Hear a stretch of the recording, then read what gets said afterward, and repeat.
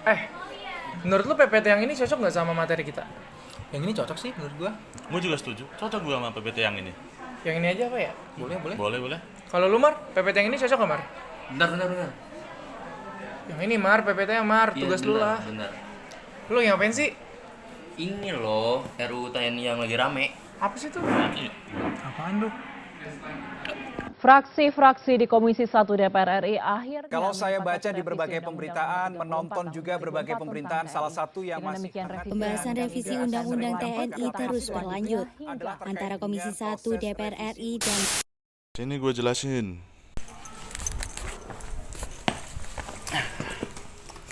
UU TNI. UU TNI itu adalah singkatan dari Undang-Undang Tentara Nasional Indonesia. Undang-undang itu mengatur tentang dasar hukum, fungsi, peran, tugas, struktur, bahkan hingga serta kedudukan TNI dalam sistem pertahanan di negara Republik Indonesia. TNI sendiri ini adalah alat di bidang pertahanan negara Republik Indonesia.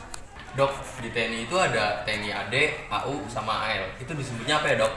Nah, itu kan tadi lu sebut tuh ada TNI AD, AU, AL. Nah, di situ tuh TNI itu membagi berdasarkan wilayahnya. Ada di Angkatan Darat, Angkatan Udara, bahkan sampai Angkatan Laut. Di situ TNI itu menyebutnya dengan kata Trimatra. Nah, itu tugasnya apa aja ya dok? TNI itu ada dua tugas, OMP sama OMSP.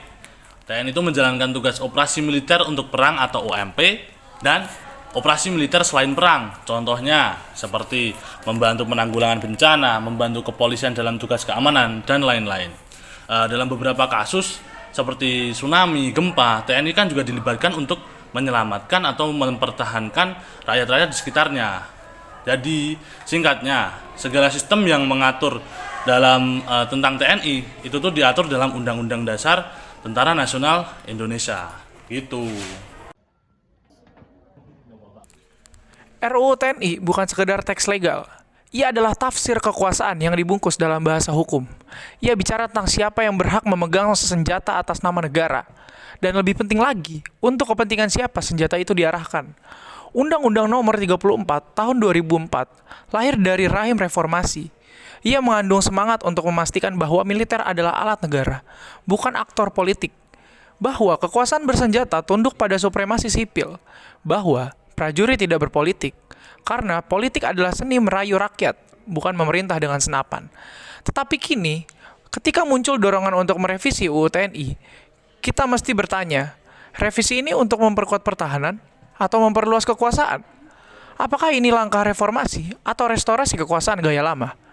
Kita tak bisa sekedar menilai dari bentuk formalnya. Dalam logika politik Mihriam Budiarjo, kebijakan publik itu bukan hanya keputusan pemerintah. Ia adalah upaya sistematik untuk menata relasi antara negara dan warga negaranya. Maka, revisi UU TNI harus diuji bukan hanya lewat legalitas, tapi lewat legitimasi. Apakah revisi ini menjaga jarak antara militer dan politik? Atau justru mengaburkannya? Apakah ini memperkuat profesionalisme TNI? Atau malah menghidupkan kembali bayang-bayang difungsi? Kalau militer kembali diberi ruang untuk masuk ke ranah sipil secara luas, maka kita tidak sedang memperbaiki kebijakan. Kita sedang mengatur ulang petaka kekuasaan, dan itu berbahaya. Demokrasi bukan sekedar prosedur elektoral, ia adalah pengawasan kekuasaan secara terus-menerus. Maka, revisi UU TNI harus diuji dengan nalar publik, bukan disahkan diam-diam di ruang rapat elit. Reformasi adalah janji kepada masa depan, dan setiap kebijakan yang menyimpang dari janji itu adalah bentuk pengkhianatan.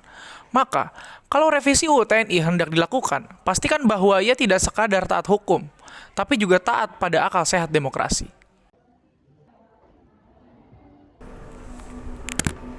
Halo warga sipil sekalian, setelah tadi dijelaskan oleh teman saya Bung Rocky Garing mengenai apa dan seperti apa revisi RUU TNI ini, di video kali ini saya akan coba membahas mengenai proses perevisiannya. Sebelum jauh membahas ini, mari kita coba lihat video yang ini dulu.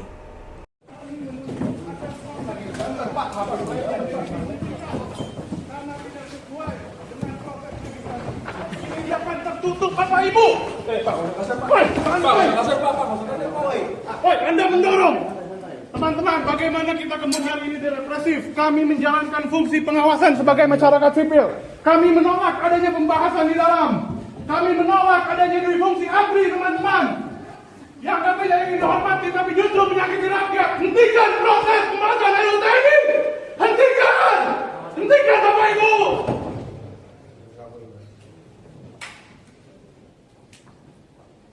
Kami meminta agar dihentikan karena prosesnya dilakukan secara diam-diam dan tertutup. Hentikan prosesnya! Ya, video itu sempat ramai kemarin pada bulan Februari.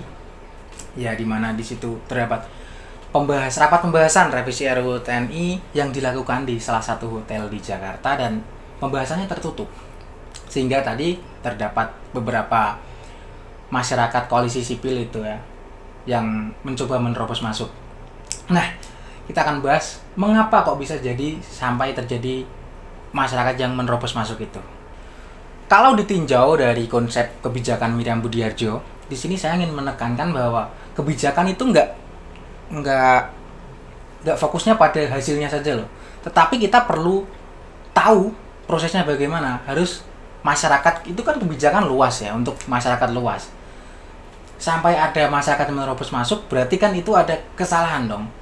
Seharusnya kan masyarakat itu diajak untuk berdiskusi mengenai pembuatan suatu kebijakan. Itu yang kita kemarin sebut dengan diskursive arrangement, atau ya pembahasan itu harus meliputi pemerintah, ahli atau ya ilmuwan yang tahu lah mengenai itu, dan juga masyarakat sebagai yang mempraktekkan kebijakan itu.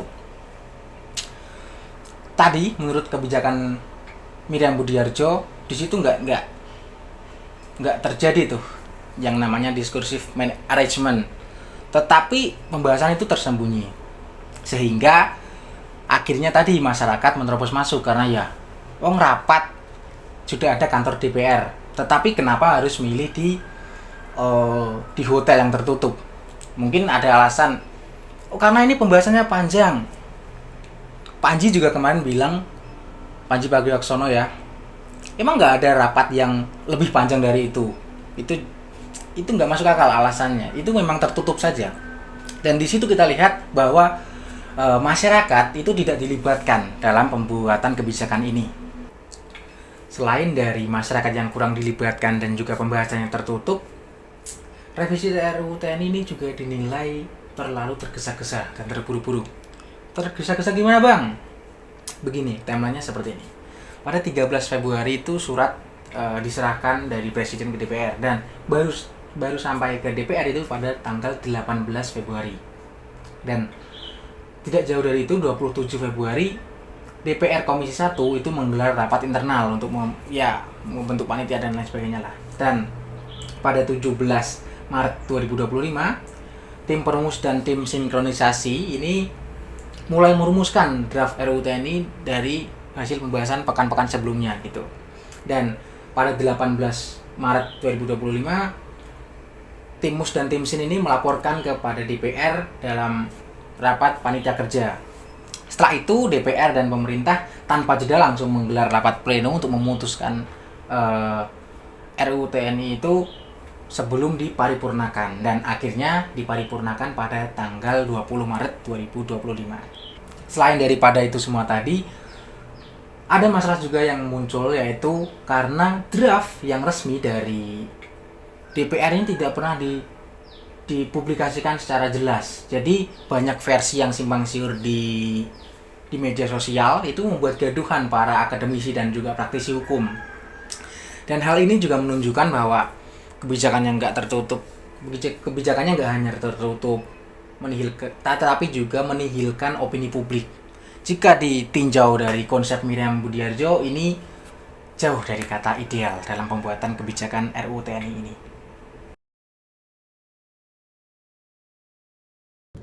Oke teman-teman, gua tuh nggak ngerti ya kenapa sekarang tentara pengen banget buat kerja kantoran. Emang udah bosan push up gitu, sekarang pengen push file gitu, canda.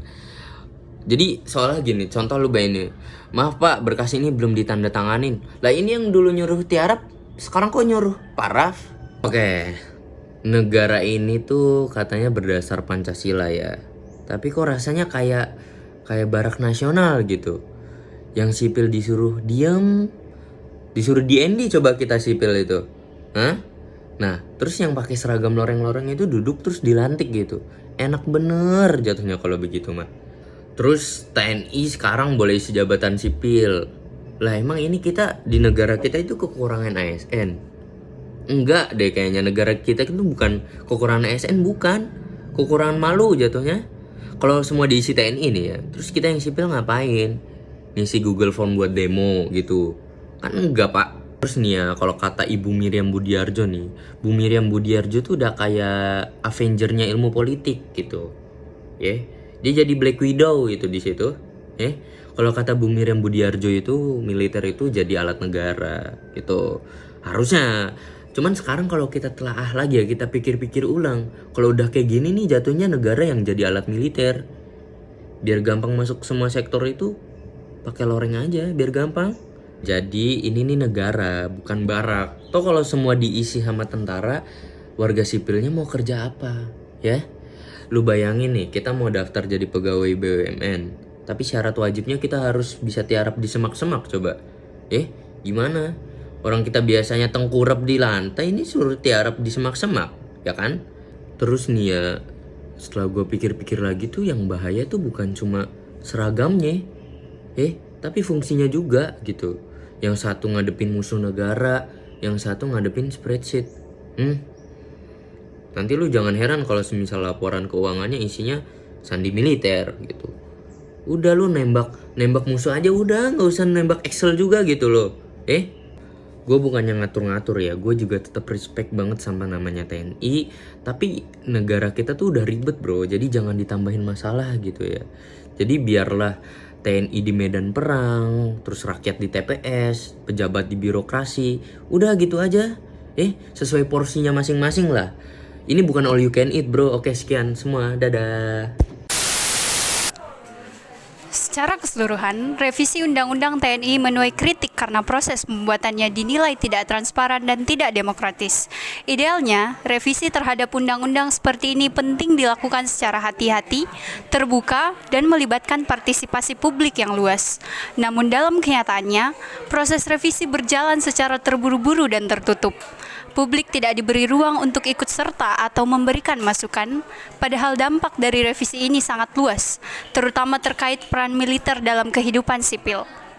Beberapa pihak memang beralasan bahwa revisi ini penting untuk menghadapi ancaman non-tradisional seperti terorisme dan kejahatan lintas negara. Namun, alasan tersebut tidak cukup untuk membenarkan proses yang tidak sesuai dengan prinsip demokrasi.